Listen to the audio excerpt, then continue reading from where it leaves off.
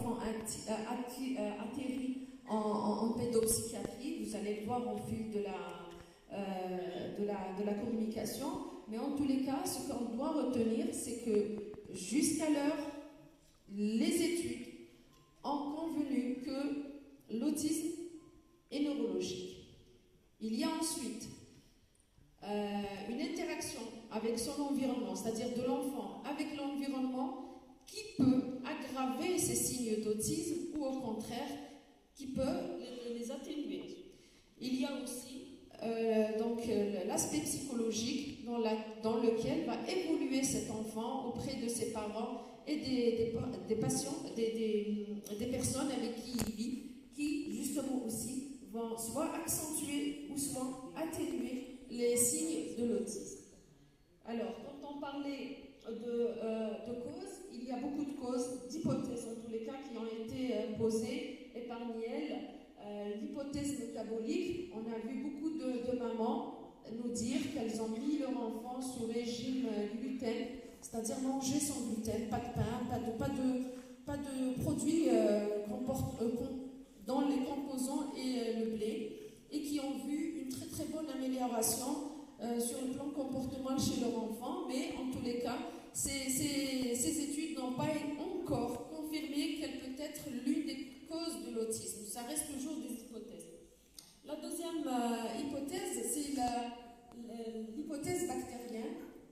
Alors on vous dit ici que l'environnement physique agressif lié à des facteurs environnementaux, tels que le réchauffement, la pollution de l'air, en fait, c'est ces conditions-là qui font qu'il y a une prolifération bactérienne dans le tube digestif de l'enfant, et donc une élévation des toxines, et ces toxines vont migrer vers le cerveau et vont provoquer les signes autistiques. Hypothèse, toujours. Troisième hypothèse, c'est le produit toxique, donc par exemple les désherbants, les pesticides, etc. Donc, si ça finit automatiquement dans notre assiette, et le plus souvent, c'est surtout les produits à base de sucre et de maïs, de bonbons, dans lesquels les produits pesticides sont le plus présents. Il y avait un produit que j'ai dû éliminer qui est le plus désigné. Voilà.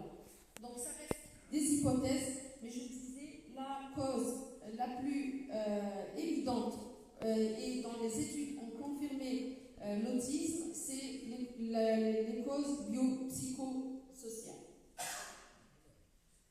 Alors, ici, on parlera des signes d'alerte. Les signes d'alerte de l'autisme.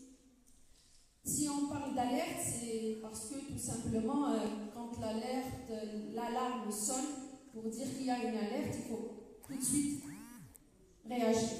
Si ce n'est pas le moment, ça ne sera jamais le moment, et plus on tarde, plus les conséquences seront néfastes. Et donc à ce moment-là, si on dit signe d'alerte, ça veut dire que dès qu'on voit qu'il y a des signes alarmants, des signes qui attirent notre attention, comme quoi cet enfant montre des signes, on doit directement aller vers un professionnel. Alors, parmi ces signes de retard de développement, ne marche pas à temps, l'enfant ne marche pas à temps, par exemple, ne s'assoit pas à temps. Il y a l'absence du babillage, il y a un pointage qu'il ne fait pas, il n'arrive pas à faire certains gestes, alors qu'à 12 mois, il est censé les faire. C'est parmi les signes. À 18 mois, il n'arrive pas encore à prononcer les mots, quelques mots. À 24 mois, il y a l'absence d'association de deux mots, ce qu'on appelle le mot phrase, par exemple, boire, men. Boire, amen. Boire, amen. Donc c'est l'équivalent de toute une phrase en fait. Si à 24 mois, il n'arrive pas à faire ça, c'est un signe d'alerte.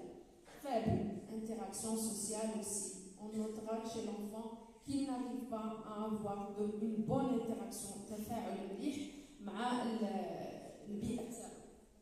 Donc à ce moment-là, c'est juste le moment opportun pour aller chercher chez un professionnel de l'aide et aller en consultation spécialisée, surtout que ces signes sont le plus observables vers l'âge de 18 mois. mais on ne peut pas encore poser le diagnostic. Vous verrez qu'on devra attendre.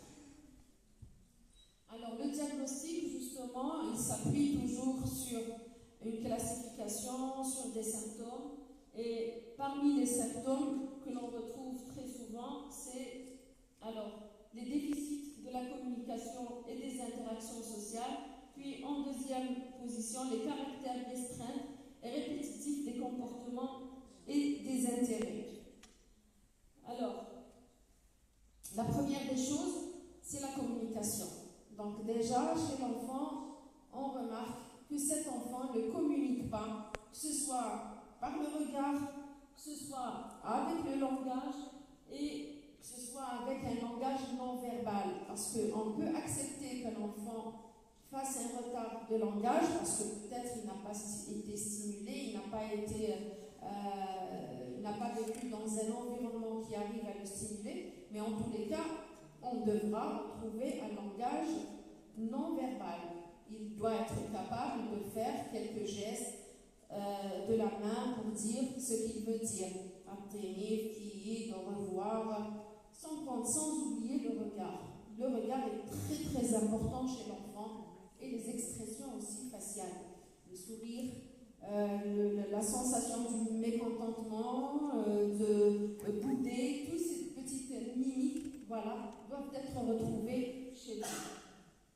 Alors, lorsqu'on retrouve justement un langage écolalique, c'est-à-dire qu'il se répète de manière machinale, là, on devra aussi être attiré par ce détail-là, sinon des phrases aussi répétitives et stéréotypées, ou une inversion pronominale. Il ne va pas vous dire kini, il va vous dire lui. Ça, c'est des détails auxquels on devra faire attention. Bien sûr, une fois chez le médecin va poser beaucoup de questions aux parents. Par exemple, est-ce qu'il pointe avec le doigt? Est-ce qu'il utilise des gestes? Est-ce qu'il dirige son attention vers quelque chose? Ou c'est un enfant qui ne peut pas regarder un objet lorsqu'on le lui montre? Ou s'il le regarde, il le regarde pour quelques secondes et hop, il fuit du regard l'objet. Donc, l'attention n'est pas conjointe, elle n'est pas soutenue pour un certain moment. Et puis, on remarque aussi chez ces enfants quelque chose de parfois bizarre dans le langage, soit dans l'intonation, soit dans la manière de dire les mots. Ils sont lents, ni, par exemple. Donc, il y a quelque chose de bizarre dans le langage. Tous ces signes vont nous alerter et nous renvoyer vers un professionnel. Il ne répond pas toujours à son nom quand on l'appelle. Il ne se retourne pas. Le langage est écolalique. Il ne retient par cœur des conséquences de mots. Parfois, il se met à répéter un dessin animé qu'il a vu, une séquence assez longue. Il arrive à la répéter, mais pourtant, lorsqu'on veut communiquer avec lui, on ne retrouve pas de retour de communication. Il n'y a pas de feedback. Alors, dans le déficit maintenant des interactions sociales aussi, il va y avoir des soucis. Par exemple, il y a un désintérêt aux sollicitations. Dès que quelqu'un essaye de l'approcher, de rire avec lui, de le câliner, il n'y a pas de retour. Il y a un repli qui est l'isolement et qui est différent aux stimulations. Même si on voit l'enfant avec un groupe d'enfants, par exemple dans la cour, et peut-être même bien avant, puisqu'on parle des signes d'alerte. Donc lorsqu'il est jeune, même s'il est avec cousins et cousines, oui, il se met avec eux pour jouer aux voitures, mais lui, il va prendre sa voiture et il va se mettre à jouer tout seul. Il n'intègre pas le groupe. Incapacité à partager des plaisirs, des intérêts avec les autres. Donc en fait, il ne sait pas faire la course de voiture avec ses cousins et cousines comme tous les enfants peuvent le faire. Donc il prendra sa voiture et se mettra dans le coin en isolé. L'enfant ne cherche pas à montrer, à désigner